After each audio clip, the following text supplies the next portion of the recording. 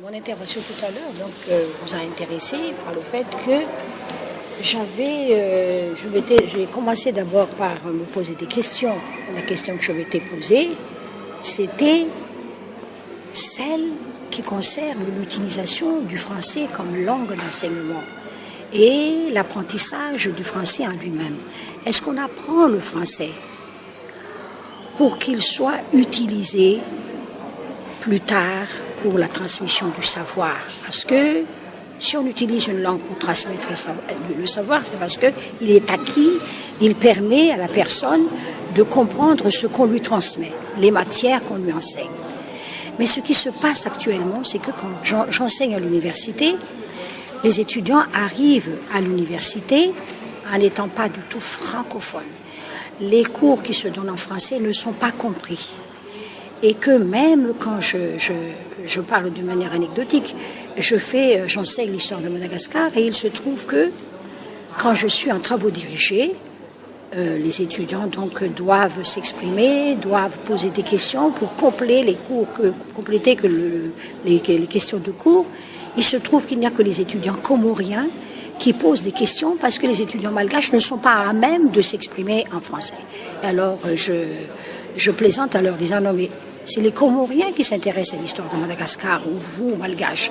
Je ne dis pas que les Comoriens ne doivent pas s'y intéresser, mais je trouve quand même que c'est malheureux que ce soit les Comoriens, puisqu'ils peuvent s'exprimer en français, qui interviennent, alors que l'histoire de Madagascar vous intéresse au plus haut point. C'est ainsi que je leur permets de temps à autre de poser des questions en malgache. Oh là là! Et là, ils n'arrêtent plus. Ils s'expriment, ils parlent de beaucoup de choses intéressantes sur l'histoire de Madagascar et que même j'apprends des choses de leur part. Mais à cause de la langue, ils sont bloqués. Alors, est-ce qu'il faut faire du français une langue de blocage pour l'acquisition de connaissances en l'utilisant sans la maîtriser? Par contre, si je dis cela, je ne suis pas du tout contre l'apprentissage du français dès le jeune âge des enfants. À quel moment faut-il commencer? Moi, je dirais à la toute première année de scolarité. Parce que je prends l'exemple... En maternelle même? En maternelle, oui, en maternelle. Parce que je vois en Norvège, c'est l'expérience de la Norvège qui m'a beaucoup enrichi.